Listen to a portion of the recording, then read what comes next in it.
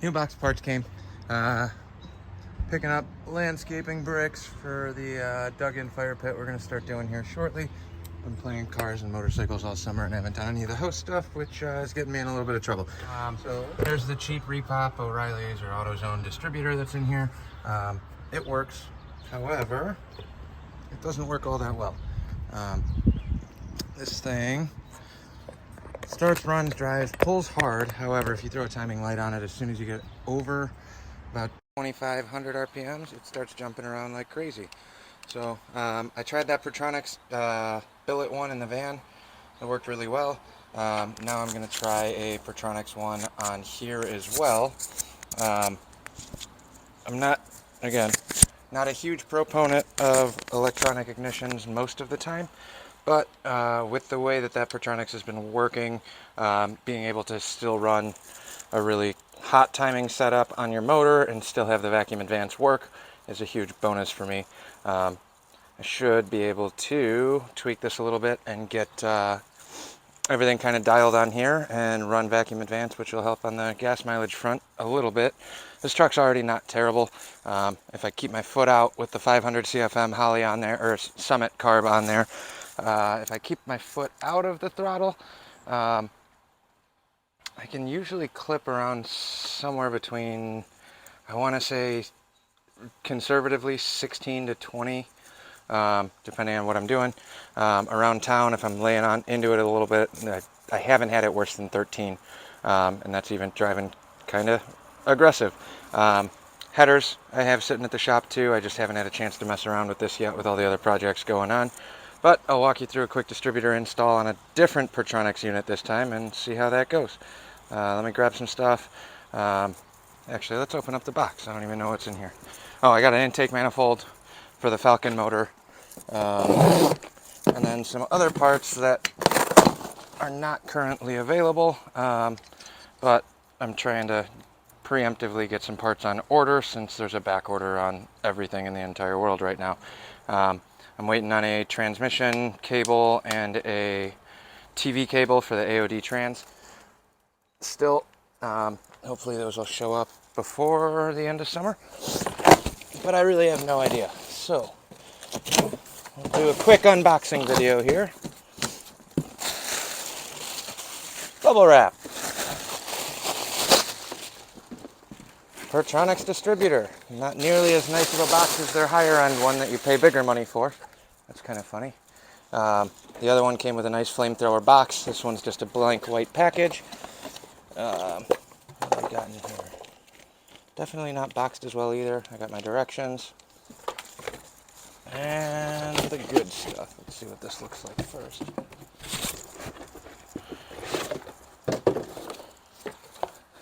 It is actually noticeably different opening up this one compared to the old one.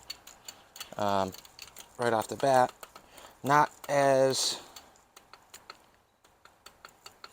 tight as the nicer billet one that they make. I can feel that right off the bat. However, compared to the other distributor that's in the truck currently, standard rotor, the bearings on the other one do not feel anywhere near as smooth as this. I know the other one does have mechanical points, so it's going to work a little bit differently because you're going to feel every time the points open and close. But overall, body-wise, this has substantially less play than the other one. So we'll do an install on that here shortly. And what else we got in here? A cheapo Summit brand intake manifold for a 4-barrel. I had a stock 2-barrel that I thought about running on the Falcon motor just to do a comparison of when I actually put a 4-barrel on, but I also had a plethora of 4 barrels laying around there. This we'll worry about later. Just gonna go set it over in the garage real quick. Trying not to get too far ahead of myself right now, so we're gonna throw this Pertronix in. Let me get set up over underneath the truck. The sun's out right underneath this giant tree that I used to have here that gave me shade, but that's not going to be an option today, so I'll be sweating. Since we're putting this in an already running car, this should be substantially easier. This thing's been running like a top. We will go ahead and First thing I'm going to do is take this advance pointer, this mark, I'm going to put a mark on the water pump, just so I have a reference mark. I'm using yellow because I got a ton of other marks on here. I've been driving this truck around for a long time. With this one, the distributor cap uses the same style wires as the old one. This is their cast aluminum body, stock-like version, I guess. I think that's how they advertise it. Cast stock style or something, I don't really know. But we got our yellow dot as our reference mark for pointer 1. Only other thing I gotta do, I'm breaking this distributor free. And right now, if I trace number 1 back, 1 is over here right now. So we'll say right there. Yellow dot on the manifold, so now I got 2 marks on here. Pull this cap up and over. And then, just like the last time, we have 1/2 inch bolt on the distributor.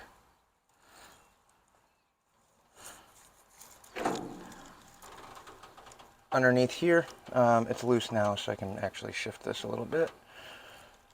1 bolt on the hold down, loosen this all the way out, and I got some wires to disconnect on the points, and that's pretty much it.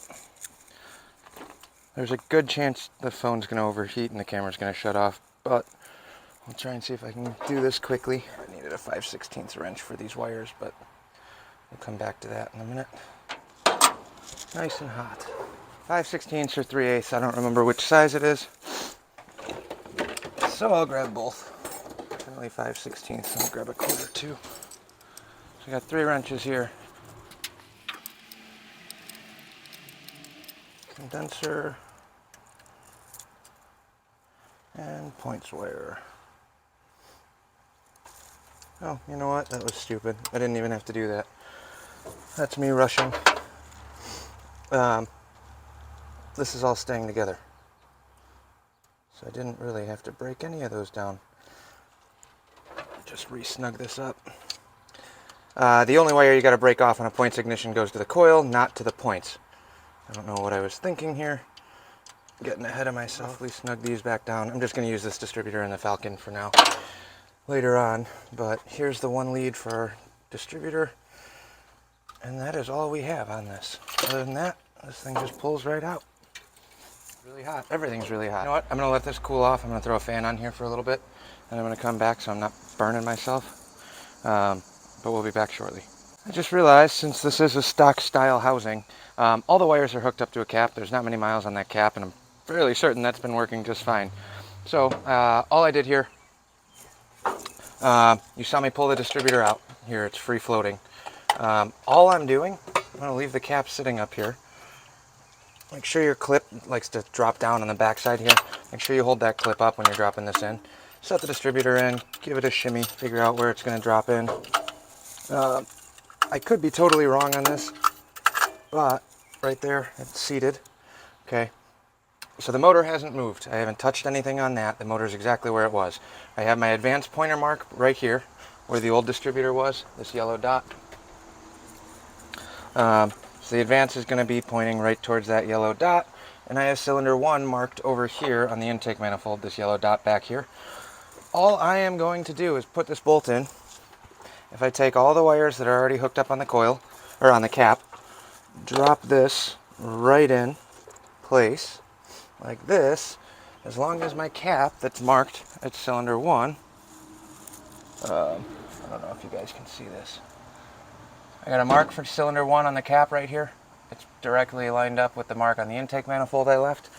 The motor hasn't moved, nothing has changed, so realistically that's going to give me at least a very close ballpark location. So now I'm actually going to drop this in. This is just me thinking out loud to myself, so if this doesn't work, you will witness it. But obviously this should get me close enough to be able to start this up and fine-tune it and throw a timing light on it once I get it running. Again, that other distributor was working. It's just more of a performance thing. Just trying to get a little bit more out of it and a little bit more consistency. The biggest kicker for this is being able to run a vacuum advance. I've run 3 years on this truck without it. This motor's about 2 years old now. I did this right before winter. And while I start doing some of this coil wiring, maybe I'll go over some of that too. Let me just snug up this bolt. I'm not going tight, just enough where it's got a little bit of resistance on it so it's not sliding all over the place. So one bolt for the distributor, that's all it is. It's just a hold down, it just keeps it in place. You don't need to go hulking this thing like crazy either. If the motor's turning hard enough to break your distributor free or something happened, you got bigger issues than the actual distributor body itself. So that's tight enough there to give me at least enough room. Cap is on, kind of in place. I don't even remember what coil I have in here currently. I'll check it in a minute. It's red, so it's either one of the Pertronix ones or it might be an Edelbrock or something. This cap's a little busted. If this works, I will switch the cap out. I know that works in terms of pickup and spark, but the little clip around the screw for the vacuum advance that's typically notched, this spot right here, this section's cracked off. But that should get me close enough and in the general ballpark to start right there. Now I will grab some electrical tools and then I'll be right back. I opened up the instruction bag just because I needed to get these clips. Just wanted to verify everything on here. Based on the directions, we have red wire goes to the hot side of the coil, black wire goes to the negative side of the coil. So instead of a one wire system like it was with points, we are running a positive to the hot side or the ignition keyed one. Again, it's a recurring theme in here, but the wiring stuff, I always mean to get around and fix it. I know how to wire things. I 100% can do it. It just never ends up being in the cards. So I'm leaving these wires really long for now in case I got to change anything or alter the coil location. I will come back and clean this up. Knowing me, you'll probably see this a year from now and it's still going to be looped around this advance. But whatever. It's my truck. I use it every day. If it's been working, I'll leave it. When things get worse or any of the connectors get bad, I replace them and fix them. But in the interim, this is all I really need. 2 wire terminal connectors are provided with your kit or with the distributor, which is nice. So you got one to hot, one positive, one negative. So red goes to the positive post on the coil. This black one goes to the negative post on the coil. Pretty straightforward, pretty as expected.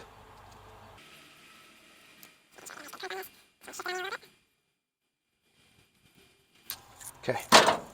On this setup, I'll double check this coil here in a minute. The green wire that's coming off of this coil just goes to the tack that I got hooked up in the car. So we have positive, red wire, negative for the black wire. So that right there should be all we need to fire this up. Again, I'm not 100% that this is going to work this way. I have every intention of retiming this motor as well, but this should be roughly in the ballpark. Let me fire it up and you guys can hear what it sounds like, or if it works or it doesn't work, and go from there.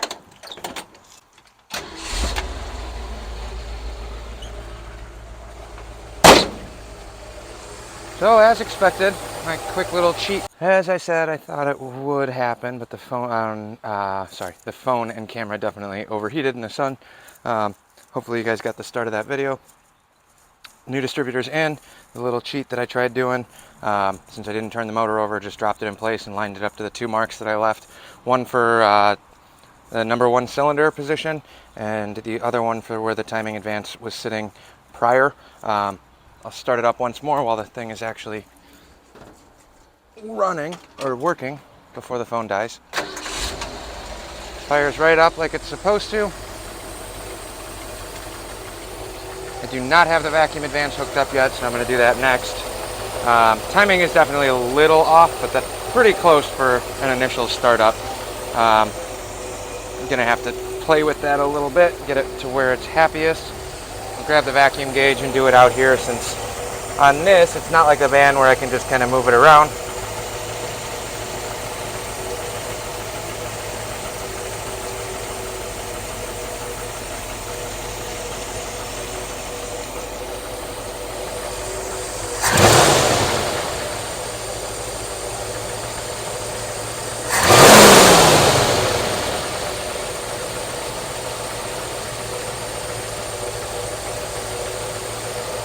Then we'll grab a timing gauge, see where we're at. I don't remember what it was set at before with the points set up, but quick and easy, nice simple start.